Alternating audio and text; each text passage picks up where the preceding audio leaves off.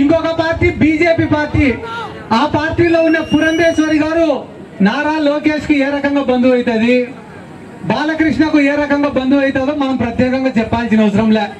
ఆ బీజేపీ వాళ్ళకు ఉండే బాధ ఏమరా అంటే 151 మంది ఎమ్మెల్యేలు, 22 మంది ఎంపీలు, రాజ్యసభ సభ్యులు, దేశంలోనే ఒక బలమైన నాయకుడైనాడు జగన్మోహన్ రెడ్డి.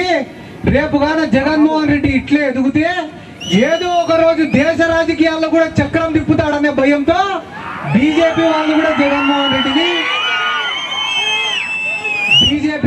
జగన్మోహన్ రెడ్డిని విమర్శిస్తారు కదా.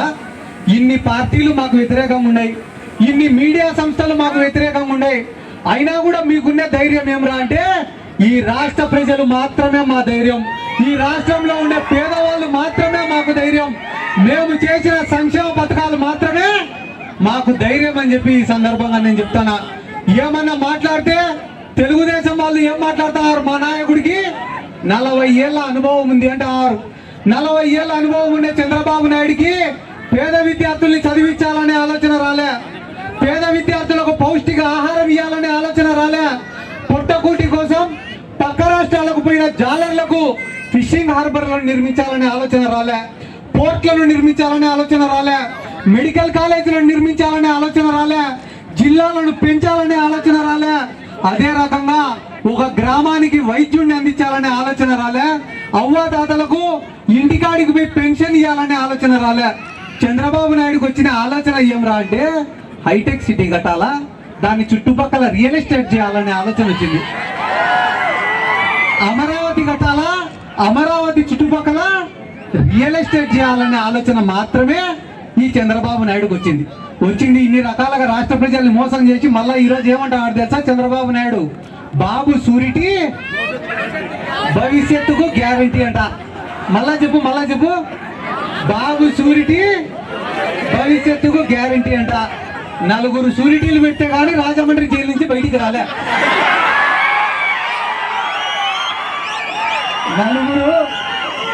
4 సూరిటీలు పెడితే కానీ రాజమండ్రి జైలు నుంచి బయటికి రానోడికి ఈ రాష్ట్ర ప్రజలకు గ్యారంటీ ఇస్తాడంట ఈ చంద్రబాబు నాయుడు. ఒక కుటుంబానికి ఆపద వస్తేనో, ఇంట్లో తండ్రికి ఆపద వస్తేనో, తల్లికి ఆపద వస్తేనో, చెల్లికి ఆపద వస్తేనో మనం ఏం చేస్తాం, ప్రాణం అడ్డం పెట్టి పోరాడతాం, అంతేనా? చంద్రబాబు నాయుడిని అరెస్ట్ చేస్తే నారా లోకేష్ ఢిల్లీకి పోయినాడు. ఎందుకు పోయినావు లోకేష్ నువ్వు ఢిల్లీకి అంటే లాయర్లతో మాట్లాడేదానికి వినాడంట. ఒకరోజు చంద్రబాబు నాయుడు కాడికి పోయి అడిగినాడంట నా లోకేష్, డాడీ వీళ్ళెవరు నీకు బెయిల్ తేలేకుంటారు కానీ నీ తరఫున నేనే వాదిస్తా డాడీ అన్నాడంట. ఒరే ఎంత పనికి మాలిన లాయర్ వాదించినా కూడా ఒక నెలకు బయటికి వస్తారా నేను, నువ్వు వాదించినావంటే ఈ జన్మకు రానరా నేను బయటికి అన్నాడ.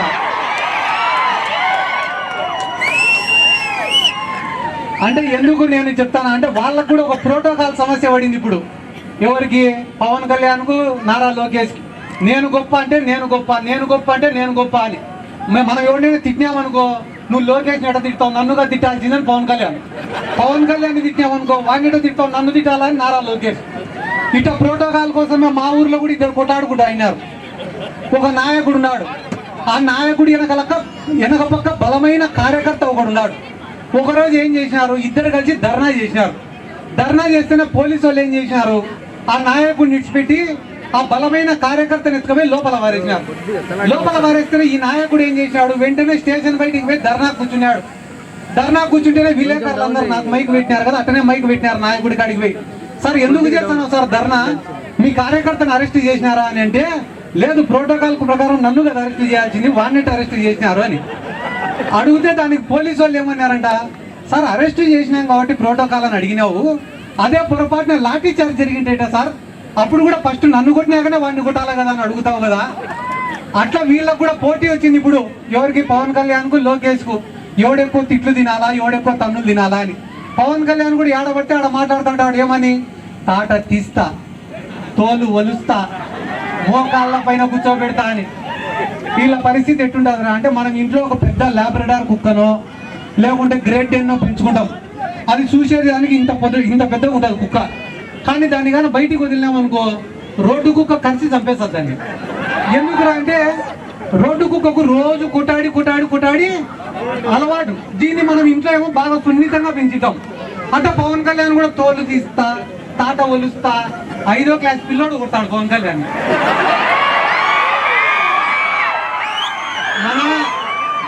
మన గవర్నమెంట్ స్కూళ్ళల్లో చదువుకుని 5వ క్లాస్ పిల్లోడు కొట్టాడు.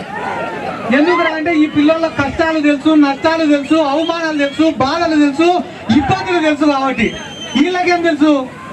ఏసీ కార్లలో కూర్చునేది, బయటికి వచ్చేది, ఊగిపోయేటట్టు బయట మాట్లాడేది, మళ్ళా ఇంటికి పోయి మరసంగా అన్ని మర్చిపోయి పడుకునేది. వాస్తవమే కదా. జగన్మోహన్ రెడ్డి గారు ఏ రోజన్నా కూడా పవన్ కళ్యాణ్ కానీ ఇంకొకరిని కానీ తప్పుగా మాట్లాడినాడా, దూషించినాడా? ఇదే పవన్ కళ్యాణ్ మైకు పట్టుకొని వీధి వీధి తిరిగి చెప్పినాడు. ఏమని? చంద్రబాబు నాయుడు, నారా లోకేష్ నా తల్లిని దూషించినారు, నా తల్లి గురించి తప్పుడు ప్రచారాలు చేసినారని చెప్పి రాష్ట్రం అంతా తిరిగి చెప్పినాడు. అదే పవన్ కళ్యాణ్ ఈ రోజు ఏం చేశాడు? చంద్రబాబు నాయుడు సంఘం నాకుతానమాట. వాస్తవమా కాదా? ఒక్కసారి ఆలోచించండి. నేను మిమ్మల్ని అడుగుతాను, ఒక్క మాట చెప్పండి. మీ ఇంట్లో తల్లిని కానీ, చెల్లిని కానీ, భార్యను కానీ ఎవడైనా కూడా తప్పుగా మాట్లాడితే ఏం చేస్తారు మీరు? తాట తీస్తావా? కొంతమంది వెనక వెరైటీ చెప్తారు, మాట్లాడకూడదు. వాస్తవానికైతే మన ఇంట్లో వాళ్ళ గురించి ఎవరైనా మాట్లాడితే కోపం వస్తే కొడతాం, తిడతాం, ఇంకా మనకు శక్తి ఉంటే నరుకుతాం. ఒకవేళ అది చేసే శక్తి కానీ మనకు లేకపోతే కనీసం అటువంటి వ్యక్తులకు దూరం ఉంటాం. లేదా ఏదో ఒక రోజు మనకు ఆ శక్తి వచ్చినప్పుడు గుర్తు పెట్టుకొని మరి తొక్కుతాం.